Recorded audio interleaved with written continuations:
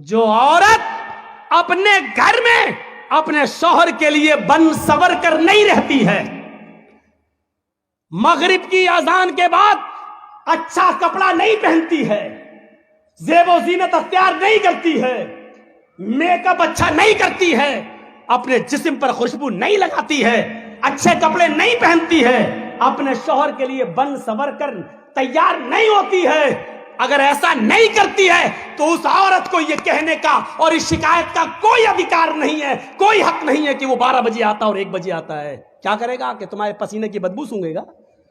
عورت کے لیے سر کے بال کاٹنا جائز نہیں ہے، وگ لگانا جائز نہیں ہے، نقلی بال جوڑنا جائز نہیں ہے، اپنے سر کے لمبے بالوں کی چوٹی بنا سکتی ہے، اس کی چوٹی بنانا جائز ہے، لیکن معاف کیجئے گا سر کے سارے بال کو اکٹھا کر کے گول بنا کر اپنے سر پر رکھ لینا یہ جائز نہیں ہے۔ گھر کے اندر کر سکتی ہے، گھر کے باہر جوڑا بنا کر بال لپیٹ کر اور ادھر اکٹھا کر لینا، کلپ لگا لیتی ہیں اور اتنا اونچا کر لیتی ہیں، لگ رہا جیسے قطب مینار اپنے سر پہ کھڑی کر دی اس نے، یا ایسا لگتا ہے جیسے ٹلو پمپ رکھ دیا ہو موٹر۔ یہ جائز نہیں ہے، لیکن ہاں اپنے گھر کے اندر ہے، گرمی لگتی ہے عورتوں کو، کیا کریں، گھر کے اندر ٹھیک ہے، شوہر کے لیے ٹھیک ہے، لیکن گھر کے باہر جا رہی ہے تو پھر وہ جوڑا اپنے سر کے سارے بال سر پر ایک جگہ اکٹھا کر کے کلپ لگا کے نہیں جا سکتی ہے۔ عورت کے لیے بجنے والی کھنکنے والی کوئی چیز پہن کر گھر سے باہر نکلنا جائز نہیں ہے، نہ وہ چوڑیاں پہن کر نکل سکتی ہے، نہ وہ پیروں کی پائل و پازیب پہن کر گھر سے باہر نکل سکتی ہے۔ ہاں سن لو میری ماں بہنوں، اونچی ایڑی کی چپل پہن کر بھی، اونچے ہل کی چپل پہن کر بھی تم گھر سے باہر نہیں نکل سکتی ہو، تمہارے لیے جائز نہیں ہے، کیونکہ وہ بھی بچتی ہے۔ جب تم اونچے ہل کی چپل پہن کر نکلتی ہو تو وہ سیمنٹ کی بنی ہوئی سڑکوں پر آواز کرتی ہے، کھٹ کھٹ کھٹ، وہ ادھر آواز کرتی ہے کھٹ کھٹ کھٹ، ادھر نوجوانوں کے دل دھڑکتے ہیں دھک دھک دھک، سننا پڑے گا۔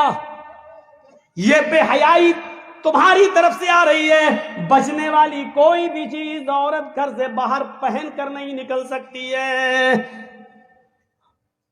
ہاں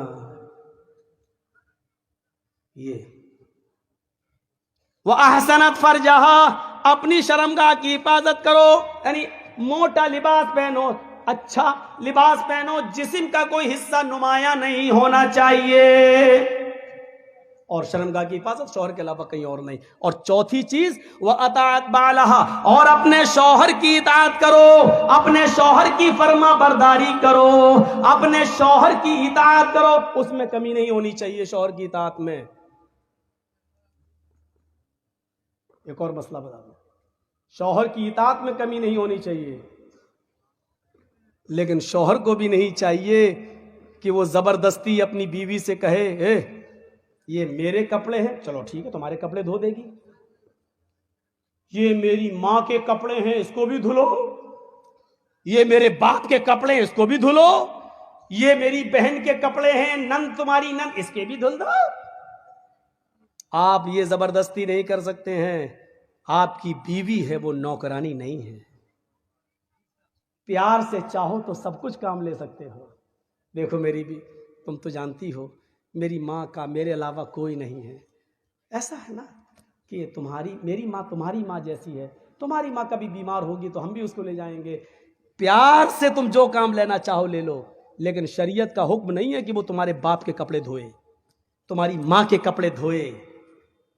شریعت کا تو یہ بھی حکم نہیں ہے کہ وہ تمہارے بچے کو دودھ پلائے، بچہ تمہارا ہے، دودھ پلاتی ہے تو یہ اس کا رحم و کرم ہے، اگر وہ دودھ پلانے کی اجرت اور پیسہ مانگے تو تمہیں دینا پڑے گا۔ ہاں مولانا صاحب یہ مت بتاؤ، کیوں ڈر لگ رہا ہے؟ کیوں؟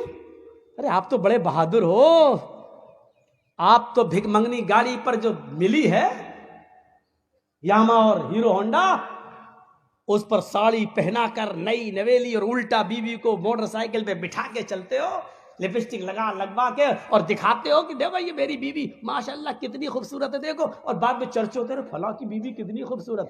یہ تو تم نے دن دکھائے نا، تم نے، تم نے یہ دن دکھائے ہیں. اب وہ شادیوں میں اچھے کپڑے پہن کے جا رہی ہے تو تمہیں برا کیوں لگ رہا ہے؟ لے کے تو تم گئے ہو. میری بہنوں ایک نصیحت تمہارے لیے بھی سنو. اکثر شکایتیں سننے میں آتی ہیں، کیا میرا شوہر 12 بجے رات میں گھر آتا ہے، میرا شوہر 1 بجے رات میں گھر آتا ہے. ہاں بہت غلط کرتا ہے، نہیں آنا چاہیے. لیکن ایک بات سن لیں، جنت میں جانے والا ایک راستہ مسجد بھی بناؤ، اور مسجد جو اللہ کے لیے بنائے گا تو اللہ اس کے لیے جنت میں گھر بنائے گا. حدیث یہ ہے، من بنا للہ مسجدا بنا اللہ لہ بیتا فی الجنہ.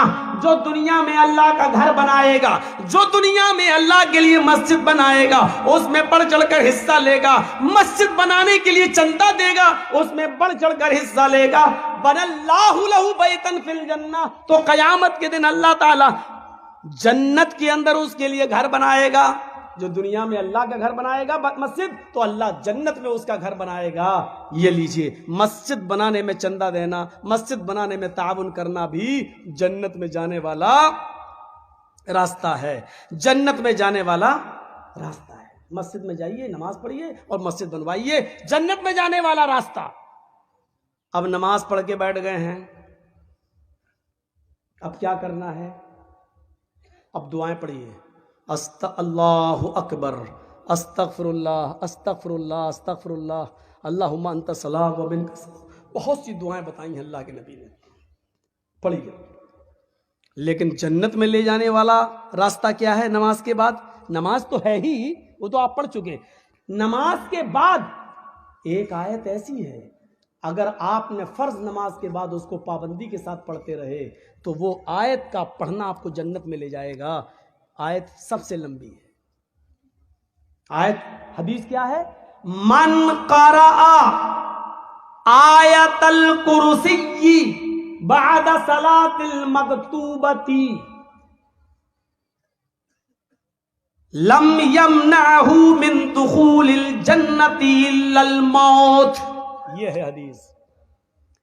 جس آدمی نے ہر فرض نماز کے بعد، آدمی ہی نہیں عورت بھی اس میں شامل ہے، اب آدمی بول دیتا ہوں میں، تھوڑا سا لہجہ یہ ہو گیا ہے نا، اس میں جتنی بھی باتیں بتا رہا ہوں اس میں عورتیں بھی شامل ہیں.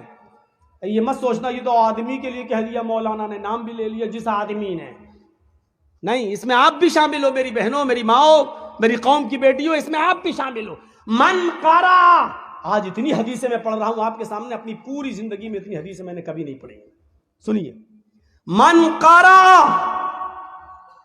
آیت الکرسی بعد صلاة المکتوبۃ، جس نے ہر فرض نماز کے بعد جس نے آیت الکرسی پڑھ لی اور اس کو اپنا معمول بنا لیا، عادت بنا لی، لم یمنعہ من دخول الجنۃ الا الموت، اس کو جنت میں جانے سے سوائے موت کی اور کوئی چیز نہیں روک رہی ہے. اس کو جنت میں جانے سے سوائے موت کی اور کوئی چیز نہیں روک سکتی ہے. یعنی یہ آدمی جنتی ہے، یہ آدمی جنت میں جانے سے صرف اس لیے رکا ہوا ہے کیونکہ اس کو موت نہیں آ رہی ہے. موت آئے گی اور جنت میں چلا جائے گا. اس آدمی کو جنت میں جانے سے صرف موت روک رہی ہے، مرا اور جنت میں داخل.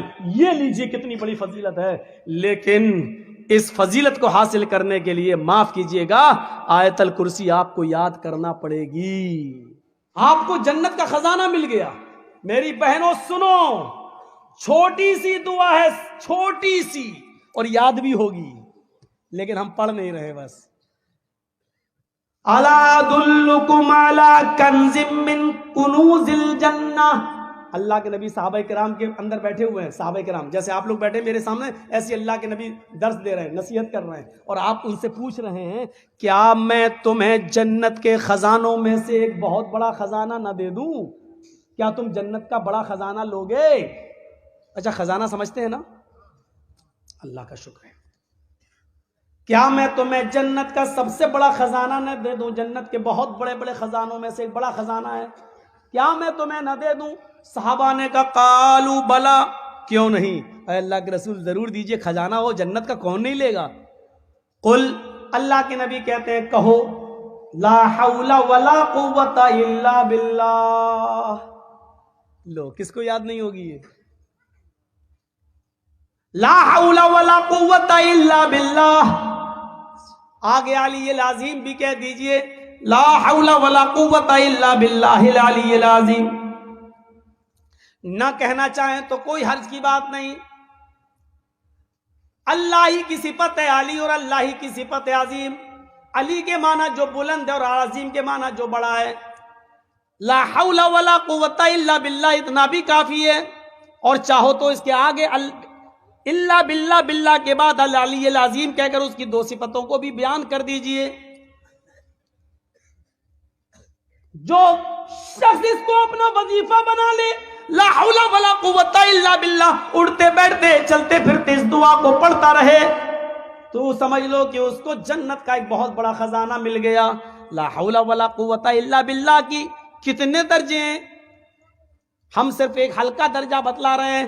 اللہ کے نبی صلی اللہ علیہ وسلم نے فرمایا سب سے ہلکا مقام اس کا یہ ہے, سب سے ہلکا فائدہ یہ ہے کہ آپ کو جو ٹینشن ہے, جو غم ہے, جو آپ کی دماغ میں الجھنے ہیں, آپ کا دماغ مائنڈلی ڈسٹرب ہے, دنیا کی تمام باتیں آپ سوچتے رہتے ہیں, لا حول ولا قوت الا باللہ آپ کے دماغ کی الجھنوں کو, ٹینشنوں کو ختم کر دیتا ہے.